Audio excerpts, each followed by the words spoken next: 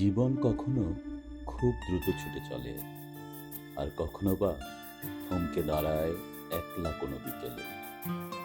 সেই একাকিত্বে, সেই ব্যস্ততায় আমাদের মনে জমা হয় কত শত কথা। কিছু কথা আমরা মুখে বলতে পারি না, কিন্তু কবিতা তা বলে দেয় খুব সহজে। কবিদের সেই জাদুকরী শব্দগুলোকে কণ্ঠের আবেগে রূপ দিতেই শুরু হলো আমাদের এই নতুন যাত্রা। এখানে আমরা ভাগ করে নেব রবীন্দ্রনাথ, নজরুল, জীবনানন্দ থেকে শুরু করে সমসাময়িক জীবনের নানা না বলা গল্প ও কবিতা।